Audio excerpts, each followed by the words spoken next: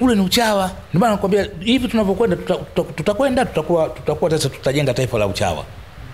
Sawa, kwa sababu wale watoto wadogo jua wanaanza na wao. Watoto wao wanaangalia baba alikuwa hivi. Naye anaiga vile vile. Chawa juu ya chawa, chawa juu ya chawa. Wanaondoka hapo katika klabu wanakwenda kugombea siasa. Wanaingia katika vyama wanakwenda bungeni, bunge linakuwa na machawa watupu. Kutakuwa na nchi hapo tena?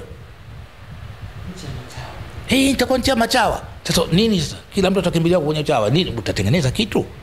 Ile mshauri utatamama mwenyewe vile vile. Mheshimiwa Rais, kuna kitu kimoja wazo langu hili, lakini wazo langu hili ni wazo langu mimi. Sasa wakiliona linafaa walichukulia hivyo, kama wanaliona alifai basi walitupilia mbali, halina matatizo.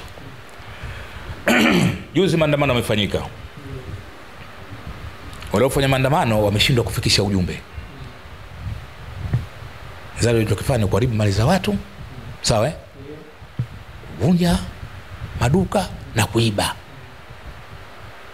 Sawa wananchi wengi sasa wanajiuliza, sasa hao walikuwa wanapeleka somo gani sasa? Shelewa? Kuna kitu sasa hivi kinatakiwa kitengenezwe hapa katika nchi yetu. Kwamba lazima kijengwe chuo kikuu cha siasa. Watu wanajifunza siasa. Shelewa?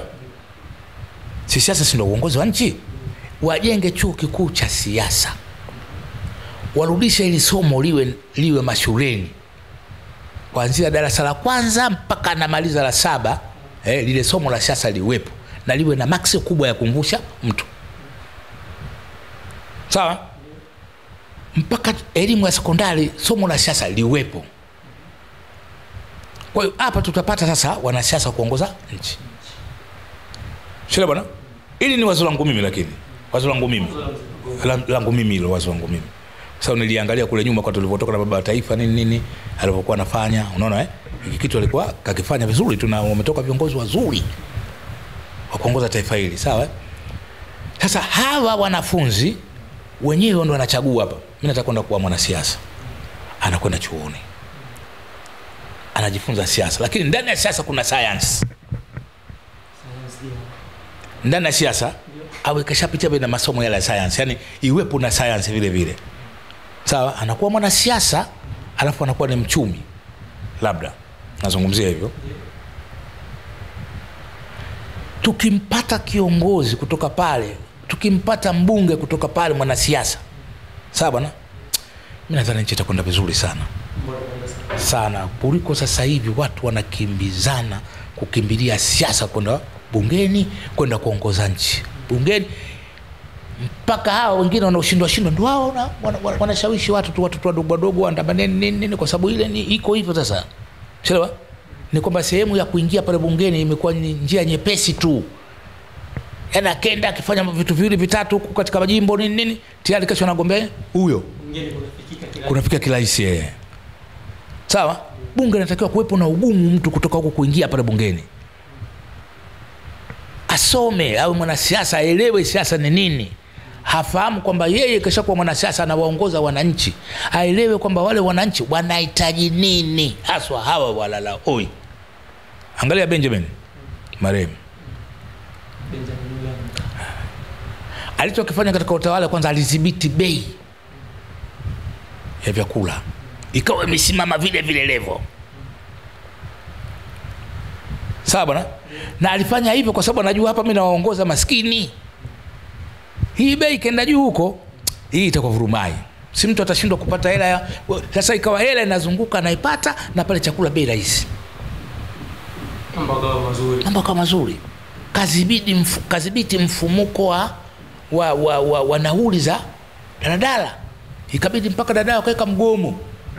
Sawa? Yeye akasema okay, kama mnagoma sawa. Mwenye pick up tengenezeni hapo. Malaga zikaingia, daladala yake mtu kaliweka uani mwezi mzima. Akaona mimi lazima nilitoe tu daladala. Kaliingiza si vyuma vile vitaoza, kaliingiza wale. Sikaingia.